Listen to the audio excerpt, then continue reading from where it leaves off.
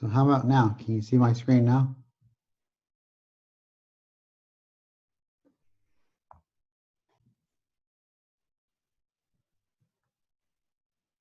Yes, okay, good. Thank you. Okay.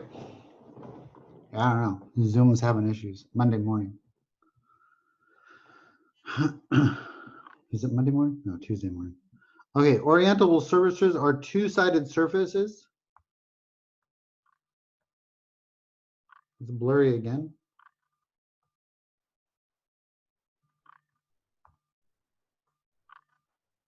Bad again.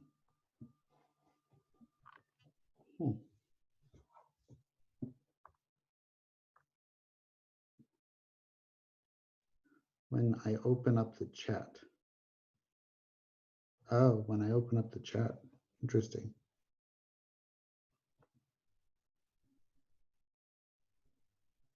I don't think so, because Steven said it went blurry again, and I don't know if I emptied up the chat before anybody put a chat.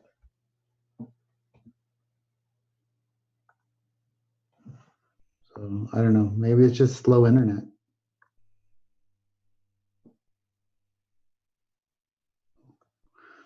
Yeah. I mean, I have two different internet connections that I can try. One's faster, but it gets a lot more traffic, which means I get kicked off a lot more often. And one's slower, but nobody uses it, so I don't get kicked off. So there's a trade-off, you know what I'm saying? Like it's a trade-off. So if it goes bad, I'll try to go on the other account. But again, a lot more people are using that account. So supposedly it's faster, but it's really not, because it's less stable, right? Just like if you're driving your car 100 miles an hour, you're faster, but you're less stable. So again, it's a trade-off.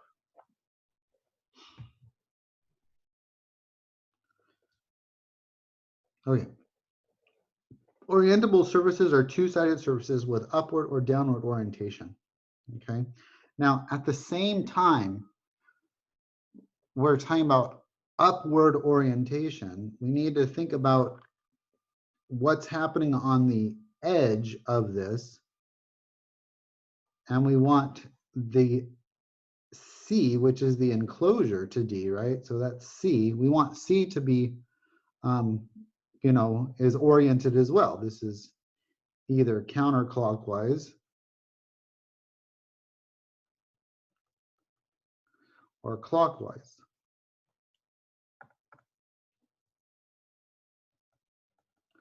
Okay, so the default for what we want is we want upward for S, and we want counterclockwise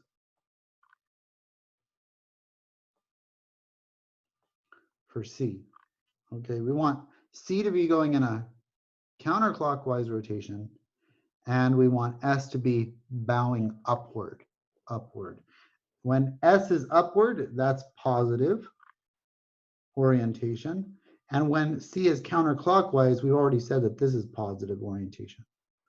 Okay, so if it's positive upward and positive counterclockwise, then there's a lot of math that we can do. Okay.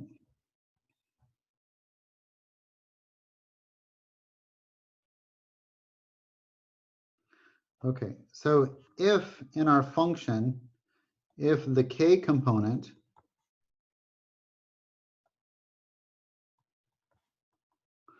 in F, okay, equaling xi plus j yj plus zk. If the K component in this is positive, then S is oriented upward.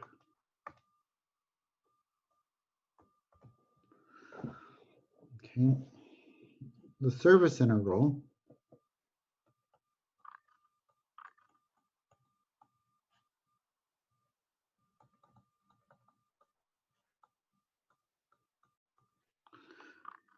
of f over s with unit normal vector n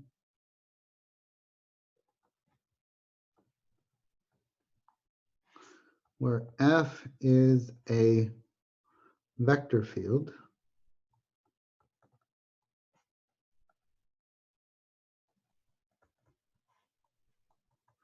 is f dot ds over s is equal to f dot n ds. It just means that we can either take the surface integral over the original function, over the original surface, or we can take the surface integral of the surface created by the normal vectors over the original vector field. Again, that's kind of confusing, but the idea is that we have a surface here and we have all of our normal vectors that they themselves, okay, they themselves create a vector field. Okay, if we take all of our normal vectors, they themselves would create their own vector field. And whether we take the surface integral over the original force field or vector field, or we take the original dotted with the normal, okay, dotted with the normal vector field, that will give us the same result. Okay, and you're like, well, why do you want to do that? Because sometimes it's easier to work with the normal, with the force field dotted with the normal than it is to deal with the original. Okay. Okay, n can be expressed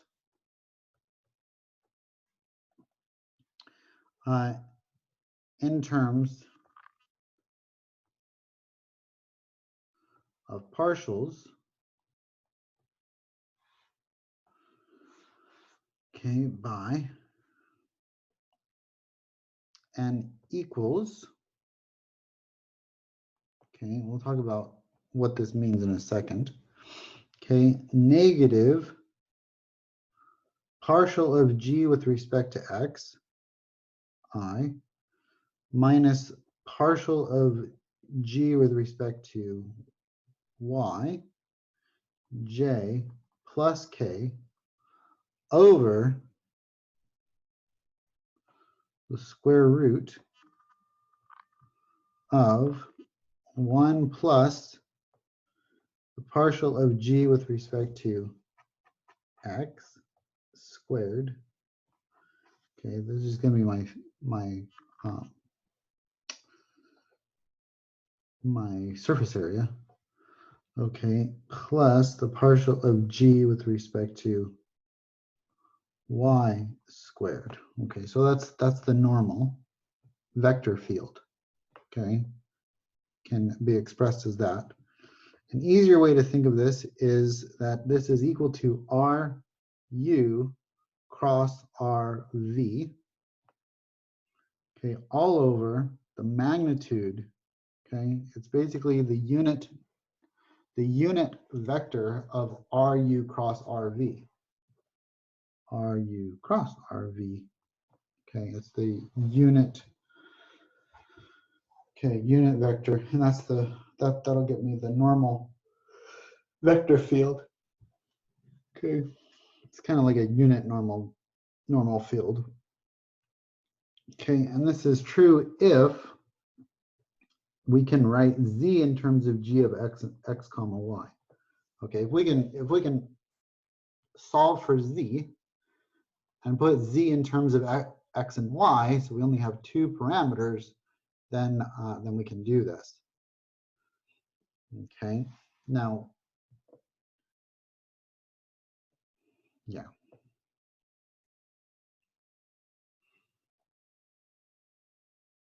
Okay, enough said about that.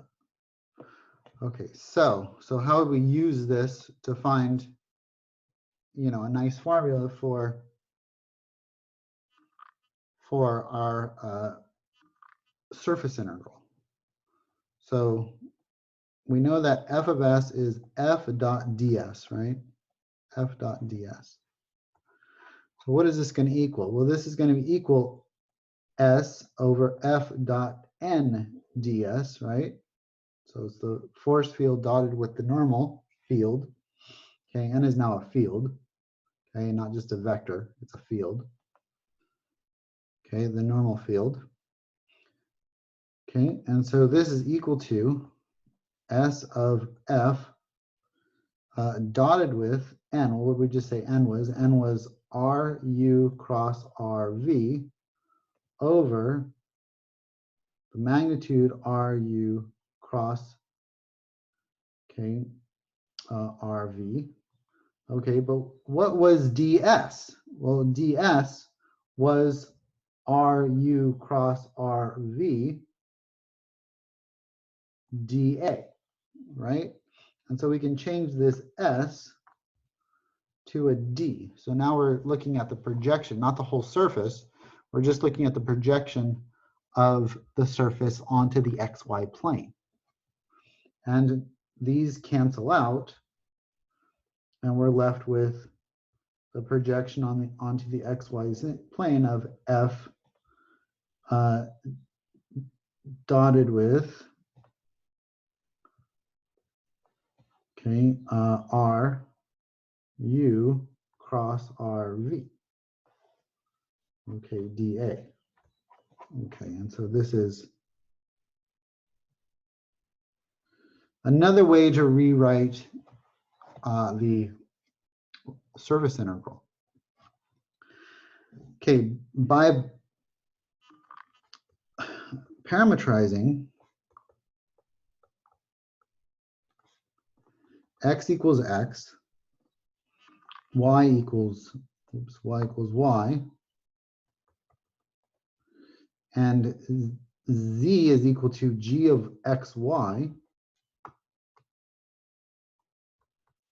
Okay, g is in terms of x and y. Okay, then we can find another formula for our surface integral of f dot ds, okay, is equal to now d, okay, so of, this is negative p dg dx, okay, minus q times dg dy plus r dA. And we're like, well, what is P, Q, and R? Well, P, Q, and R is just F. Okay, so F, okay, is equal to PI plus QJ plus RK. That's my original force field. Okay, that's what P, Q, and R is, where F is equal to that. Okay.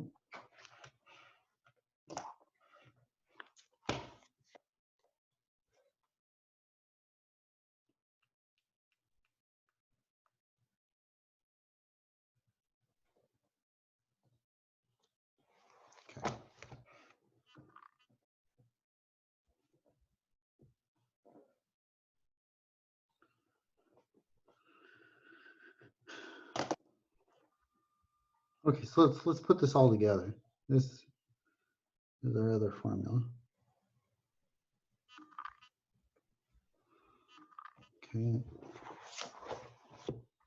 Okay, so example 3 here. Evaluate the surface integral of f dot ds, where, okay, f of x, y, z. Let's move that to the next line. F of x, y, z is equal to yi plus xj plus zk. Okay. And S is the surface, okay, of the region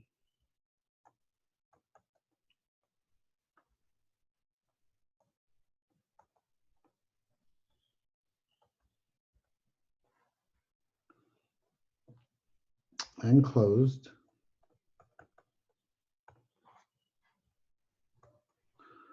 by the paraboloid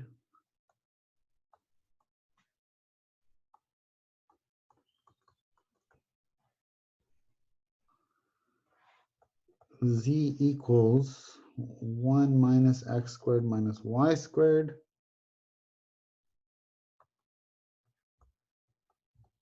and the plane z equals 0. Okay, so we've got a paraboloid, okay, looks like upside down paraboloid. Okay, and the plane z equals 0. Okay, so x, y, z. Okay, when x and y are 0, then z is 1. Otherwise, it's oriented down.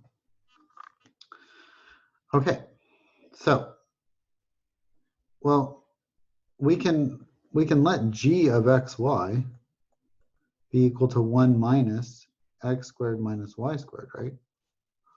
Okay, so that tells me I can use my previous formula. And then what is d in this case? D, what's d? Well, d is when, you know, x and y are,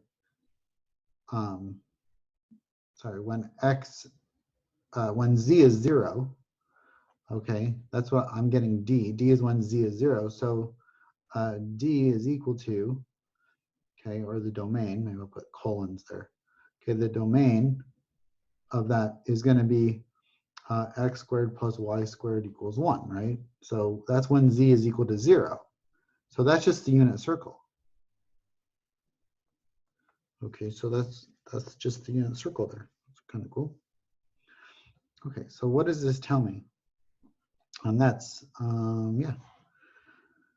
So this tells me that the integral of s, okay, the integral of over s, the surface integral dot ds is equal to d of negative p dg dx minus q dg dy plus was it rk? I think it was rk. Rk dA, right? Plus r, yeah, just r. Okay, dA. Yeah. Okay, so let's plug in what we know and what we don't know. Okay, so, well, what's P, Q, and R, right? So if we go back to our original function, P was Y, Q was X, and R is Z. Okay, so this is going to be negative Y. The partial of G with respect to X. Well, what's the partial of G with respect to X? That's negative 2X. Minus Q, that was X, right? That was X. Okay, Q is X. Okay, and then the partial of G with respect to Y. Partial of G with respect to Y, the same thing as negative 2Y. Plus R, well, what was R? R was Z. Okay, R was Z. Okay, I want to get rid of that Z though and put it in terms of just X and Y. So maybe we'll do that on the next step. This becomes 2xy plus 2xy, okay, plus z. But what was z? Z was 1 minus x squared minus y squared. Okay, okay, that's all over D, and that's all dA, okay, with respect to the area.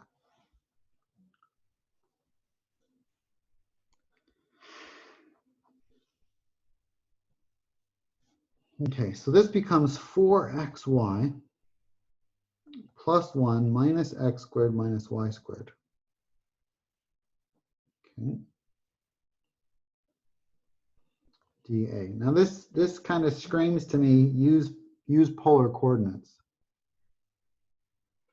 Okay, so let's use polar coordinates. Okay, for this guy. So this is going to be 4. X is r cosine theta. Okay, y is r sine theta. Plus 1 minus, this is going to be r squared cosine squared theta minus r squared sine squared theta. And then this is r dr d theta. Okay, and what is r going from? R is going from 0 to 1, and theta is going from 0 to 2 pi, because it's a unit circle. Okay, that's what d was.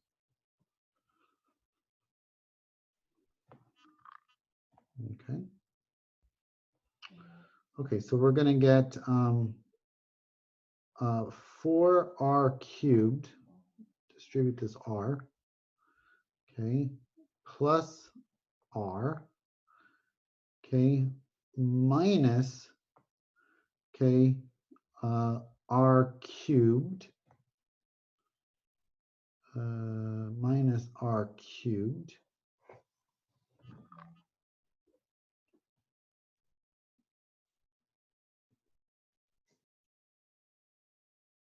oops, I forgot my cosine theta sine theta, sorry, cosine theta sine theta, plus r, this is going to be minus r cubed times cosine squared theta plus sine squared theta. And you can see that that thing is just going to go to 1.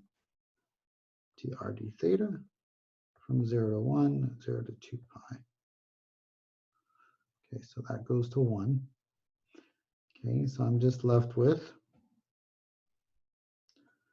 4r cubed cosine theta sine theta.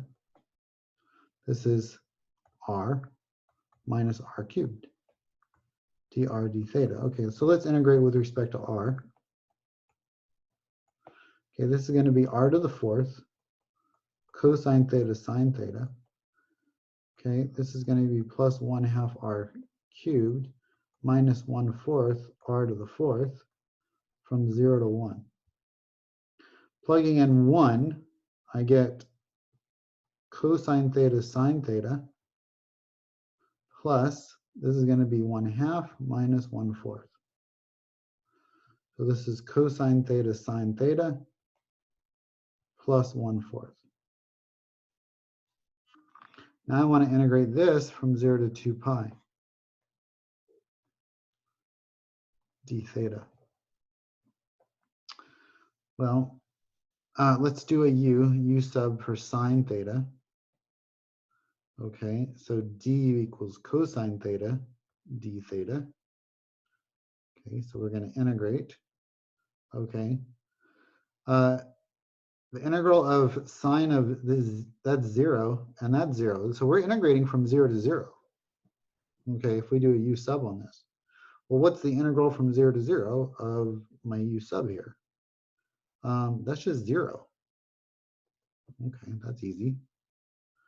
Okay, and then let's integrate from 0 to 2 pi of 1/4 of d theta. This becomes 1/4 theta from 0 to 2 pi. Plug in the 2 pi, and we get pi over 2, and that's the answer, pi over 2. Okay, so that's that's the rest of 16.6 surface areas and 16.7 surface integrals. Okay, we only have two 2 more sections. I'll be covering 16.8 on Thursday. I don't know. I might end up covering both of them. We'll see how much time I have.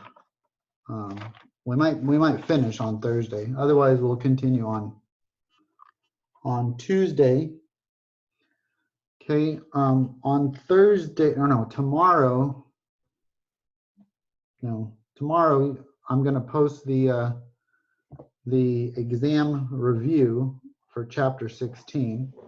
Once again, chapter 16 exam will be in WebAssign. Okay, make sure that if required to show work, you have the ability to send me a PDF of your work, okay, for whatever specific problems I want you to show work for. Also, the final exam will not be in WebAssign. It will be a take-home exam. Okay. I still haven't decided how much time I want to give you on that. But again, you'll need to submit it in sequential order.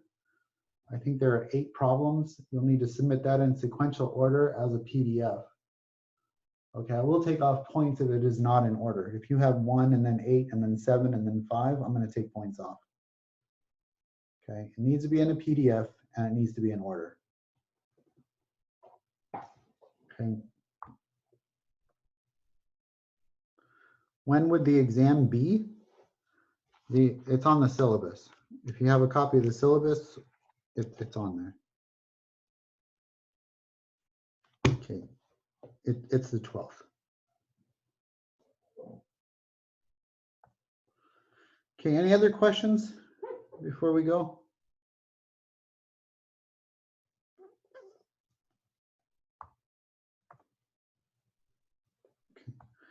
Okay, I will see you guys on Thursday.